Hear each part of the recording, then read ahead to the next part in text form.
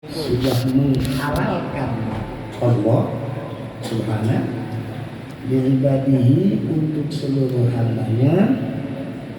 Tidak lain anugerah buat kita adalah Allah menghalalkan nikah. Dan pada jarang di dalam yang udah pada nikah, saya sengaja ngumpulin nikah. Kata jarang. Sekarang kita sama-sama ungkapkan di kalimat yang mana segala puji bagi Allah yang ternyata Allah dengan kebesarannya telah menghalalkan nikah. Nikmat apa bukan? Nikmat. Saya dibayangin kalau Allah haram menikah, kok gimana kita kan? Sebab kita ini makhluk yang istimewa kan? Qasamallah al-khalaiq ala thalathati aqsam. Kalau saya boleh menyampaikan apa yang pernah disampaikan oleh para ulama dan guru-guru kita, kalau kita rajin meneliti, Allah menciptakan makhluk itu ada 3 macam. Ada qismun khuliqu bi'aqlin wa bighairi syahwah. Ada bisyahwatin bighairi aql. Ada makhluk yang Allah ciptakan akal penuh tapi nggak punya syahwat. Manhum, siapa mereka? Al-malaikah. Kemudian yang kedua khuliqu bi syahwatin wa bi ghairi aqlin. Ada itu makhluk Allah jadikan dengan syahwat tapi nggak punya akal. Yang jelas itu bukan kita kan. Yang pertama tadi diciptakan Allah dengan penuh akal tapi tidak ada syahwat, para malaikat. Imam Ad-Dasuki bilang apa? Wal malakul ladzi bila abin wa hum la akla la syurba wala nauma lahum. Makhluk yang Allah ciptakan ada bilairi abin wala ummin, tanpa bapak, tanpa ibu. Ini kan beda dengan kita ya. Nggak mungkin di tanah kota yang bilang Jibril bin Anu nggak ada.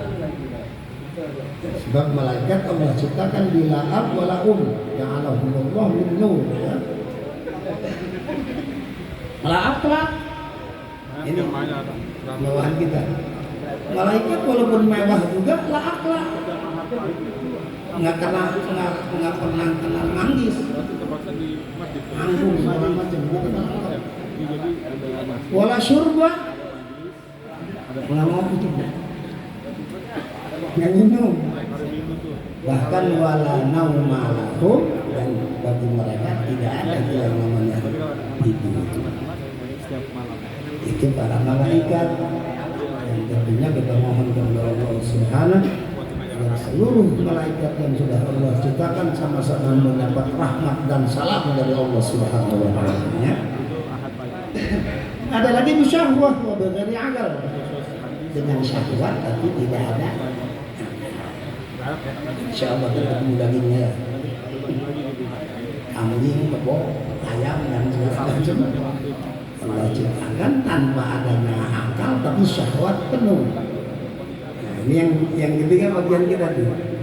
Khuliqu bi aqlin wa bi syahwatin. Diciptakan Allah dengan akal sempurna wa bi syahwatin, tapi disertai dengan penciptaan syahwat.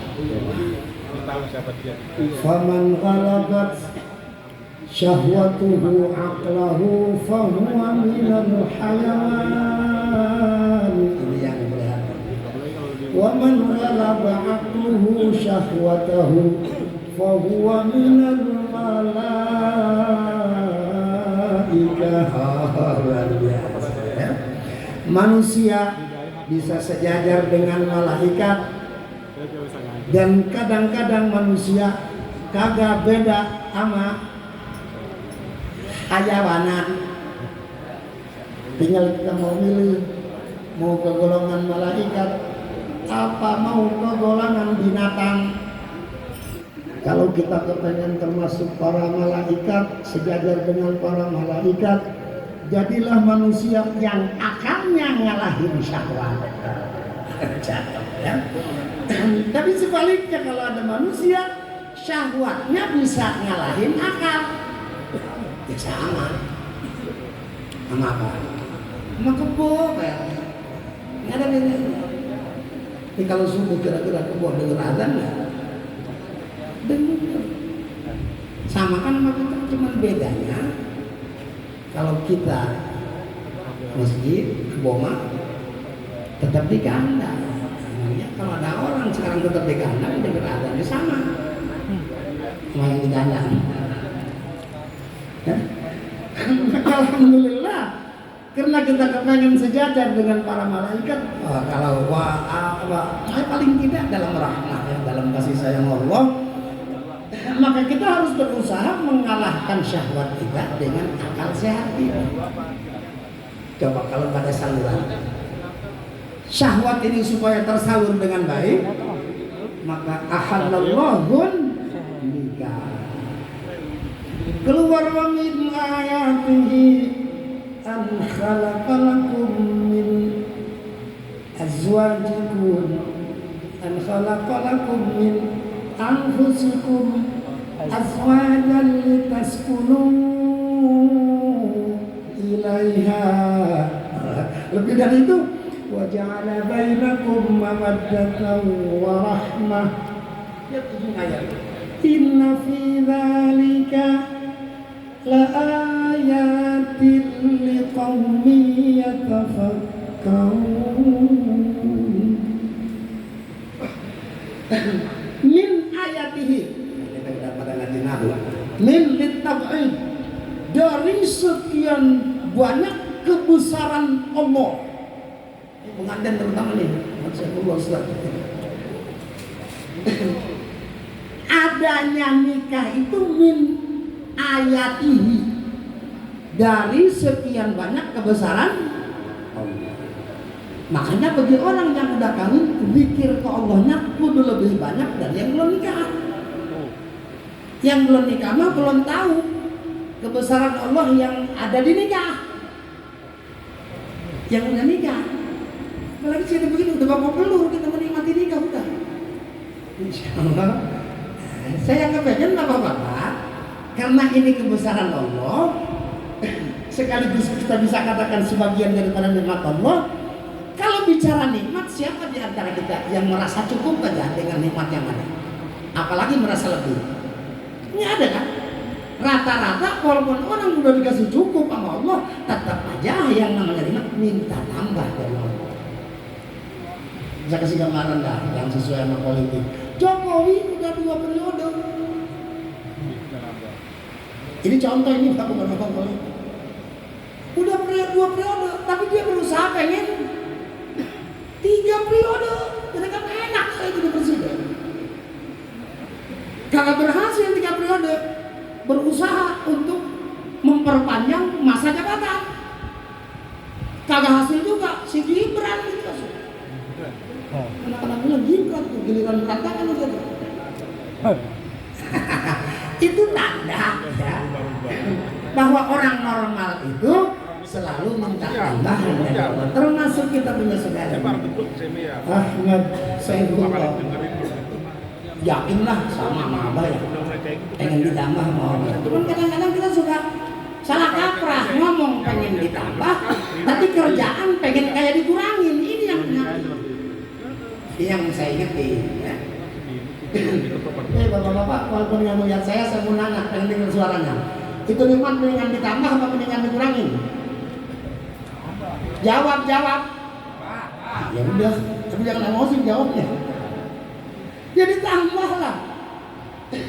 Apa anak-anak yang sudah lagi hiburan, kalau bicara nikmat sudah 1 mau 2, ya kan? Sudah 2 mau 3, akhirnya mau semua, ujungnya gila. Kalau ngaji mah gila namanya. Itu manusiawi, wajar, merupakan kewarasan. Cuman yang saya kepengen apa namanya? Saya kepengen tangkirok, saya kepengen ingetin ya setiap hari Jumat hampir dibaca wa in ta'adzana rabbukum la in syakartum la azidannakum wa la in kafartum inna 'adzabi lasyadid. Udah hafal banget yang khotbah ini aja. In ta'adzan, kalau pakai bahasa kita yang sakit, alam salah sakit dulu, udah makan, udah maat lagi,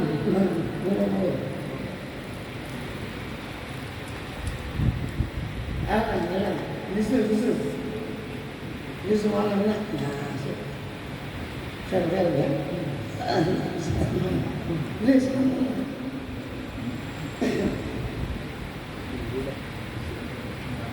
terusin bacaan nih. Terus orang lagi juga ngomong. Ibaratkan kalau pakai bahasa gitu, Allah udah putusin. Kalau Allah udah putusin, kira-kira bisa berubah kan nggak? Orang MK kata kalau udah putusin, final MK ini, walaupun rada nyerempet apa namanya hukum yang ada, ya kalau udah ditutupin ya udah harus terjadi. Ini yang memutusin Allah. Apa kata Allah? La in syakartum la azidan. Kalau lu pengen gua tambahin, lu pada syukur. Kawin nikmat, pengen ditambahin nikmat nggak? Syukurin itu bisa nikah. Kadang-kadang orang ngobrol pengen syukur apa pengen ditambahin, nyesel gua kawin segede kok. Kawin nyesel, ada juga nyesel gua nggak buru-buru cakep. Makanya pada malam ini saya pengen ngajak kita semua, terutama Ahmad Zainullah yang sudah Allah pertemukan dengan dua hati kekasih hidupnya Qori Sylvia Adhari. Setelah mereka dikasih mampu oleh Allah nikah, mudah-mudahan pandai mensyukuri nikmat itu, akan terasa nanti tambahan nikmat daripada pernikahan. Masih banyak orang kita bisa kita bersihnya. Ngomong nggak? Ngomong. Nggak kerjaan kalau ngomong. Hadirin yang dibahagiakan Allah, min ayatihi. Jadi kita diingetin dengan nikah itu harus zikir kepada Allah. Ini yang diminta Allah. Bainar zikir wal ghaflah, bapak-bapak harus sama-sama bisa membedakan mana zikir, mana ghaflah. Zikir adalah sesuatu yang dicintai Allah, sementara ghaflah merupakan sesuatu yang dibenci dan dibenci oleh Allah. Mudah-mudahan kalau bahasa orang Sunda, pengantin baru kan, pengantin baru tuh kan bisa baru tuh. Udah nggak baru lagi baru tuh. Udah ada apa-apa. Mudah-mudahan kita semua punya kemampuan, tentunya dari Allah itu kemampuan untuk bisa mensyukuri segala nikmat, sehingga setiap apa yang sama-sama menjadi anugerah Allah buat kita jadi bahan zikir kepada Allah. Itu aja. Misalnya kalau ngomong soal zikir, cukup buat kita untuk turunin Al-Qur'an. Kalau pakai bahasa tanah kojak, lu ingat gua, maka pasti gua ingat. Lu ingat gua ingat. Ya lu sih lu harusnya jangan lihat saya, nih enak ya. Ilmu anak-anak yang rada kritis. Jadi kalau kita lupa sama Allah, berarti Allah lupa sama kita, bukan begitu pengertiannya. Lu ingat gua ingat lu. Bukan arti kalau kita lupa kepada Allah, Allah lupa kepada kita, mungkin. Cuman di sini Bapak ada kalimat tasbih ya. Biasanya ingat itu suka dikait-kaitin sama hadiah yang bakal kita terima. Saya kasih gambaran. Bapak punya anak tinggal di Semarang. Udah setahun kagak ngirimin. Nggak ada berita, nggak ada. Pasti mamanya anak ngomong. Anak kita lupa kali sama kita. Ya kan? Apa mungkin anak lupa sama bapaknya. Nggak mungkin. Nggak mungkin PRT anak lupa sama anaknya. Tapi kita dengan jelas ngatain, anak kita lupa kali ya. Emang apa mah? Ini kagak ada kirimannya udah setahun. Kagak lama datang kiriman. Ya Allah Pak, anak kita ingat sama kita.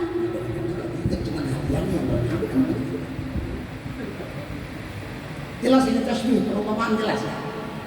Bukan arti Allah ingat ke kita gara-gara kita ingat kepada Allah. Allah akan siap memberi tambahan nikmat saat Anda ingat kepada Allah. Ini bagusnya Ustaz. Sampai ini gimana sih? Sampai ada alhamdulillah nggak bisa diucapin tuh sama orang yang kagak nikah. Bisa bilang tahu. Alhamdulillahirabbil alamin biasa. Ustaz kalau kata alhamdulillah hamdan yuwafi ni'amahu wa yukafi'u mazidah. Nabi kalau melihat sesuatu yang membahagiakan dirinya, alhamdulillah alladzi bi ni'matihi tatimmus shalihat. Apalagi Nabi kalau melihat sesuatu yang cocok sama keinginannya, alhamdulillahi ala kulli hal. Ada alhamdulillah. Alhamdulillah tidak ada susah kalau menikah. Alhamdulillahilladzi khalaqa minar ma'i basyara. Yang lagi minjem kok. Coba ini ucapin waktu makan. Kalau nggak diketawain sama Pak RT, saya bukan di situ nyetel goblok. Ini perlu diucapin. Ini kelebihan nikah ini. Alhamdulillah alladzi khalaqa minal ma'i basyaran faja'alahu nasaban. Ya, jawab cuma satu, nungguin jawaban. Alhamdulillah alladzi khalaqa minal ma'i basyara faja'alahu nasaban wa sihra wa kana rabbuka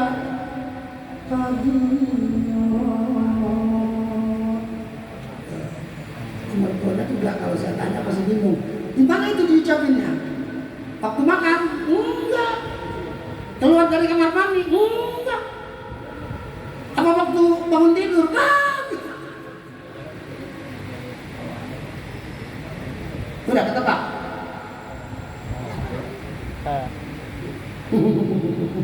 Nggak, pengantin udah jawab yang itu mana aja udah bilang. Itu indah. Indah tulung fi muntahal jibal.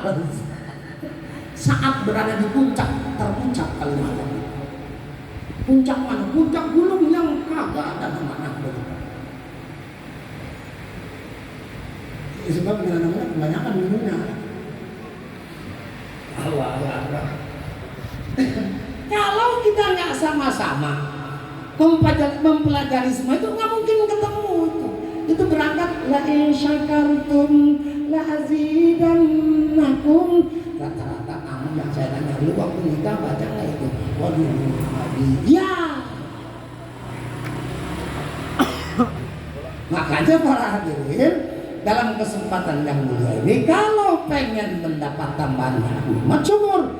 Kalau pengen termasuk syukur, ingat kepada Sang Penganugerah kemuliaan dengan adanya kita sama-sama mengucapkan kalimat alhamdulillahirabbil.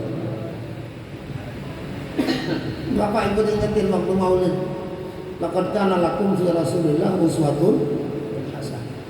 Kalau lu pengen kasih sayang Allah, gampang caranya, ikutin aja gua. Nabi itu di mana tempat yang nggak baca alhamdulillah, semua alhamdulillah. Yang tidur alhamdulillah. Habis makan ada alhamdulillah. Beres buang air kecil air besar, alhamdulillah. Nggak ada yang nggak ada alhamdulillah. Makanya kadang-kadang kita bingung dengan sekarang. Maulid drama cuma ngabisin nasi kebuli doang. Sunnahnya kagak diamalin. Malah sekarang ini perlu diperhatiin, sholawatannya yang didangdutin. Wah, ajaran dari mana ini Pak? Saya punya guru anak imam Al-Hafidh Al-Masjid Al-Doktor Profesor Hamidullah bin Abdul Qadir Al-Baghi radhiyallahu ta'ala anhu, maka ketim berliga ngerti yang walimah. Sebab ada yang mengatakan itu alatul malahi, bukan mengingatkan kita kepada Allah, malah kita banyak yang lupa sama Allah. Ya kalau di hadis sahih hanya fil aid fil nikah, fi ghairi ma tidak ada. Maka kalau kita sekarang benar-benar menginginkan rahmat dan kasih sayang Allah, jalan satu-satunya praktekin apa yang pernah dipraktekin oleh baginda Maulana Muhammad sallallahu alaihi wasallam ya. Di antaranya Nabi itu nggak pernah lupa bismillah, nggak lupa baca alhamdulillah. Mau mulai sesuatu jadi dengan bismillah, kemudian berakhir dengan kalimat alhamdulillah. Kalau bisa saya buat tinggal di pertama bismillah, misalkan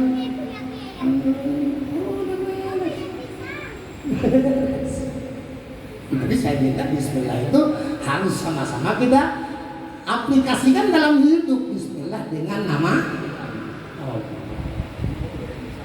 kembali ke soal usaha. Banyak orang yang pada usaha banting tulang ngomong bismillah, yang penting anak gua makan, yang penting bini gua makan, yang penting anak gua, bini gua kecukupan segalanya. Bang, adanya abang bisa nikah juga dari Allah. Abang bisa ngupain anak bini karena siapa? Karena Allah. Kan kerja, lu bisa kerja karena digerakin siapa? Lu bisa punya tenaga, itu tenaga dari mana? Lu sehat, itu sehat dari mana? Kan Allah semua. Ini yang saya prihatin. Bapak harus lebih prihatin lagi kalau ingat kepada sebuah hadis yang terucap dari mulut yang mulia yang gak pernah bohong selama hidupnya, baginda Maulana Muhammad sallallahu alaihi wasallam, yang insya Allah beliau siap untuk ngasih syafaat kita hari kiamat. Amin. Salli wa sallim daiman ala Ahmad, salli wa sallim daiman ala Ahmad wal ali wal ashab man qad wahada wal ali wal ashab man. Satu hadis, jangan-jangan soal usaha nggak ingat Allah, jangan-jangan banyak rezeki nggak ingat Allah. Ada hadis la yatahassar ahlul jannah fil jannah illa ala sa'ah marrat alaihim wa lam yadhkuru ismallahi fiha. La yatahassar ahlul jannah fil jannah. Jadi pakai bahasa tanah Konyana. Itu ahli surga udah kagak ada sesal. Ya. Tidak ada penyesalan sebab surga merupakan tempat yang penuh dengan kenikmatan. Tapi ternyata Nabi ada golongan manusia yang masih menyesal di surga walaupun fasilitas hidup begitu lengkapnya.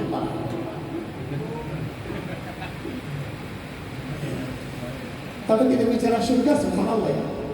Ashabul yamin, ma ashabul yamin, fi sidrin makhdud, wa talhin mamdud wa dhillin, wa ma'in, wa fakihatin, la maqtu'atin wa la mamnu'atin, wa furushin marfu'ah. Inna ansha'nahunna insha'a faja'alnahunna abkara. Luar biasa ya. Pokoknya udah serba ada lah, jangan terlalu banyak. Tapi tetap ada penyesalan. Kenapa itu penyesalan terjadi? Penyesalan yang ada di surga ternyata ala sa'ah, satu detik berlalu selama kita hidup di dunia, sedetik itu kita kagak ingat Allah, itu jadi penyesalan di surga. Mudah-mudahan ya astagfirullah, gitu pengantin kalau ini dapat apa namanya surga dunia, insya Allah surga akhirat bisa kita harapkan. Luar biasa. Nah, kalau saya boleh ngomong anak-anak kan kalau ngomong surga aja, jangan-jangan surga akhirat, surga dunia. Betapa indahnya dunia terasa saat ini.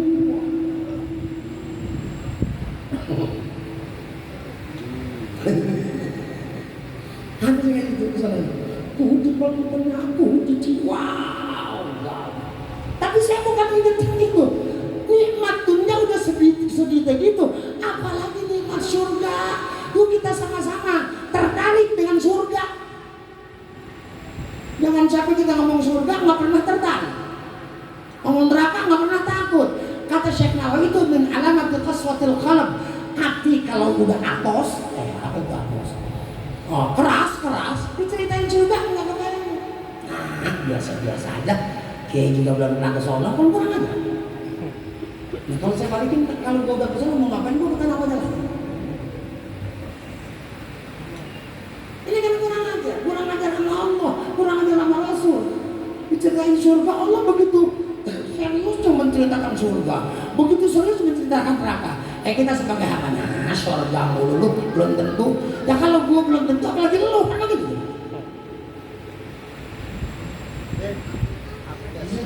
Diceritain neraka kagak tahu. Kalau ada yang kurang ada selama. Enakan neraka punya artis kan kurang aja. Emang artis kalau udah kebakar masih tetap cakep.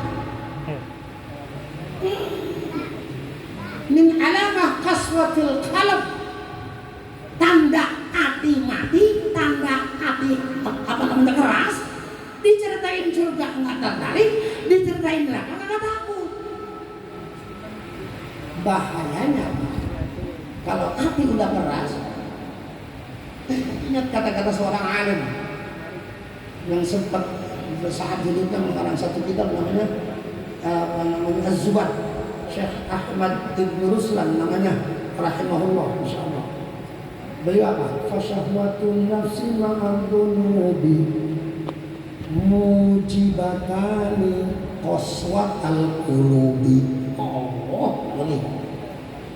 Wa inna ab'ada qulubin nasi nirrabbinar rahim qalbun qasi. Ketahuilah bahwa manusia yang akan jauh dari rahmat dan kasih sayang Allah adalah seorang manusia bila hatinya sudah mengeras, mendengar surga tidak tertarik, mendengar neraka tidak pernah rasa pun, jauh dari rahmat Allah itu. Balik ke tadi, ternyata di surga ada penyesalan. Apa kira-kira yang menyebabkan mereka menyesal? Satu aja. Marat alaihim ala sa'atin. Mau diartikan apa mau sa'atin?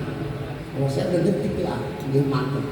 1 detik lewat selama kita hidup di dunia, dan sedetik itu kita lupa kepada Allah, itu jadi penyesalan yang luar biasa di surga. Walaupun enak juga kalau nyesal gimana sih? Nggak jadi enaknya nyesal gua. Kan kalian enak nyesal gua, bini gua cerewet banget. Ya. Umpama. Padahal saya punya pengalaman. Banyak orang dekat kepada Allah gara-gara sadar amal adalah bininya. Begitu juga terbang buat si Neng Korin. Berapa banyak Allah angkat derajat seorang perempuan bisa sejajar dengan Siti Aisyah gara-gara sabar dan gangguan suaminya. Dengerin Neng Korin, dengerin. Alhamdulillah. Mudah-mudahan ya. Udah kayaknya masalah yang banyak. Ada orang tua.